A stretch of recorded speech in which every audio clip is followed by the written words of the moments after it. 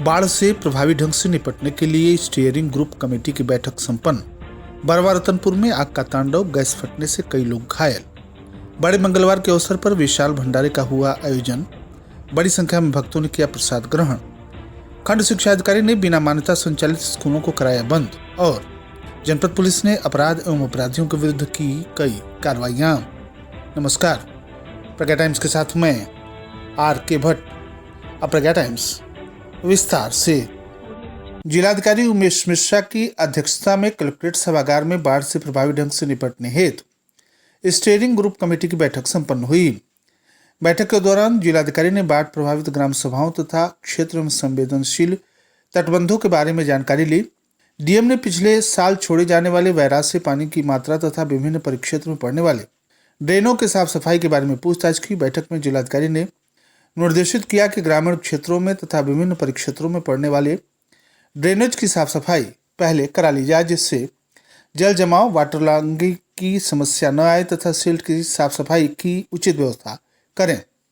DM ने इस बात के लिए भी निर्देशित किया कि इसका सत्यापन करा लें। ग्रामीण क्षेत्रों में मनरेगा के अंतर्गत भी कार्य कराए जाए। डीएम ने शहरी क्षेत्र में सभी प्रकार के नालों की साफ सफाई करने हेतु अधिशासी अधिकारी नगर पालिका तथा नगर पंचायत को निर्देशित किया। उन्होंने कहा कि बाढ़ के दृष्टिया जो भी कार्य कराए जा रहे हैं उसकी गुणवत्ता पर विशेष ध्यान दें।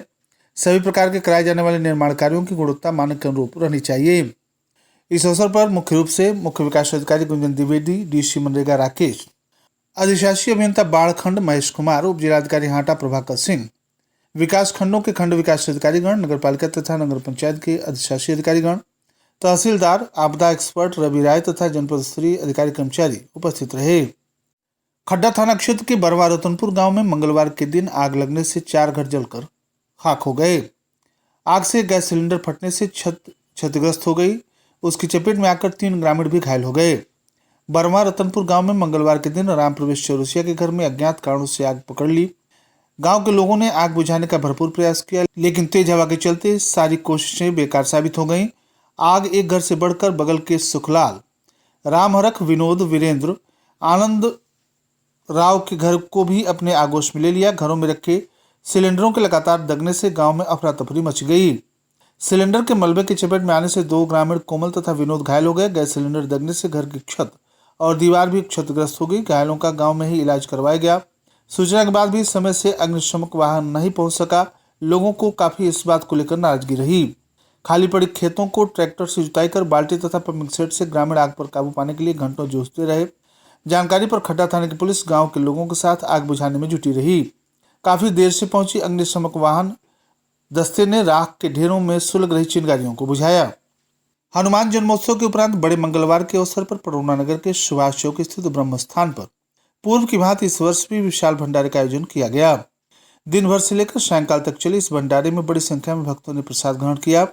इस अवसर पर आयोजक अशोक तुलसियान तथा पूर्व सभासद राकेश कुमार मध्यसिया के अलावा उत्तम गुप्ता, रमाकांत गुप्ता, शिवशंकर, तुषार, श्रवण, पंकज, मोदनवाल, राहुल, आशीष, अभिषेक, रोली, शुभम, शिवम सहित बड़ी संख्या में लोग उपस्थित रहे। बेसिक शिक्षा विभाग के द्वारा प्रतिवर्ष बिना मान्यता के संचालित विद्यालयों के विरुद्ध अभियान के क्रम में सेवरी विकासखंड क्षेत्र में बिना मान्यता के चल रहे 4 विद्यालयों को खंड शिक्षा अधिकारी ने नोटिस प्रदान करते हुए मौके पर जाकर बंद कराया। वहीं संचालित विद्यालयों के छात्र छात्राओं की छुट्टी कर उन्हें घर भेज दिया गया। मंगलवार को सेवरी विकासखंड में बिना मान्यता के संचालित Ambika public school, the scholar international school, Krishna पाठशाला तथा गार्डमैन इंटरनेशनल स्कूल निकट पुलिस चौकी सेवरी को वैध कागजात तथा मान्यता नहीं होने के कारण खंड शिक्षा अधिकारी सेवरी मुकेश नारायण मिश्रा के द्वारा नोटिस पकड़ाते हुए मौके पर पहुंचकर विद्यालयों को बंद कराया गया। इसके साथ ही मुक्त विद्यालय में पठन पाठन कर रहे छात्र छात्राओं को छुट्टी कर उन्हें घर भेज दिया गया। वहीं स्कूल संचालकों को हिदायत दी गई कि बिना मान्यता प्राप्त किए यदि पुनः उनका विद्यालय संचालित होता पाया गया तो उनके खिलाफ मुकदमा पंजीकृत करते हुए जुर्माना वसूलने की कार्रवाई की जाएगी।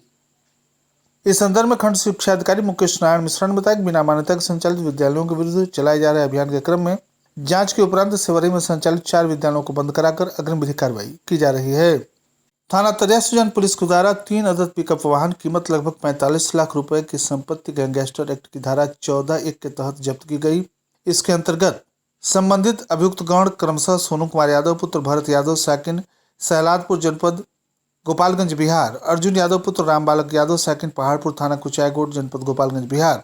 धर्मेंद्र यादव पुत्र सुरेंद्र यादव सेकंड पुरैना थाना माझागढ़ जनपद गोपालगंज बिहार के द्वारा अवैधानिक कृत्यों से अर्जित की गई 3 अदद पिकअप संख्या क्रमशः BR28GA 6516, BR28GA 3116 और BR04GA 9818 पंजीकृत वाहन कीमत लगभग 45 लाख रुपए को धारा 3(1) उत्तर प्रदेश गिरोहबंद तथा समाज विरोधी क्रियाकलाप अधिनियम के अंतर्गत जब्त किया गया।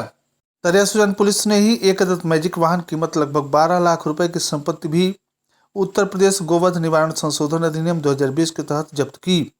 इसके अंतर्गत गोवध निवारण अधिनियम से संबंधित अभियुक्त पोषण पुत्र धनेकी प्रसाद सेकंड धनपट्टी थाना कस्या जनपद कुशीनगर के द्वारा अवैधानिक कृत्यों से अर्जित संपत्ति से 1 अदद मैजिक UP 57 BT 0533 पंजीकृत वाहन कीमत लगभग 12 लाख रुपए को गोवध निवारण संशोधन अधिनियम 2020 के अंतर्गत जब्त किया गया।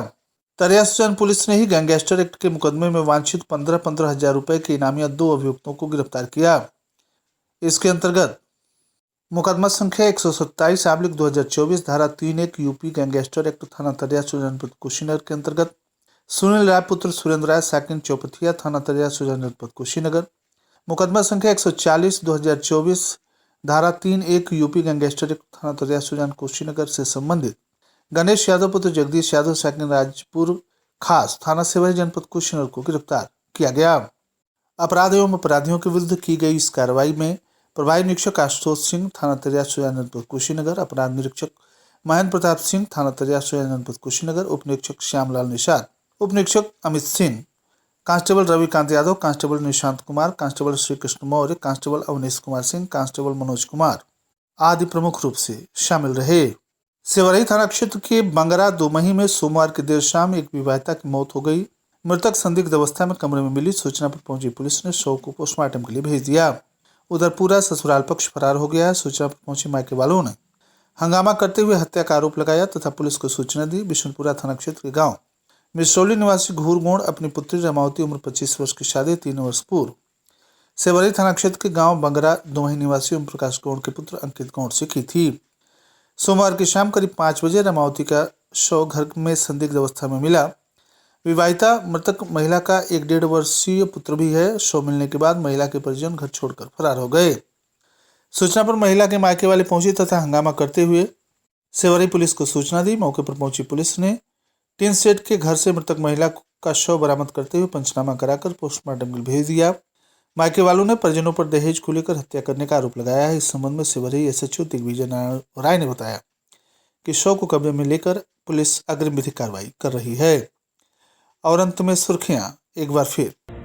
बाढ़ से प्रभावी ढंग से निपटने के लिए स्टीयरिंग ग्रुप कमेटी की हुई बैठक। बरवा रतनपुर में आग का तांडव, गैस फटने से कई लोग घायल। बड़े मंगलवार के अवसर पर विशाल भंडारे का हुआ आयोजन। बड़ी संख्या में भक्तों ने प्रसाद किया ग्रहण। खंड शिक्षा अधिकारी ने बिना मान्यता संचालित स्कूलों को कराया बंद। और जनपद पुलिस ने अपराध तथा अपराधियों के विरुद्ध की कई कार्रवाइयां। इसी के साथ प्रज्ञा टाइम्स का ये अंक यहीं समाप्त हुआ। नमस्कार।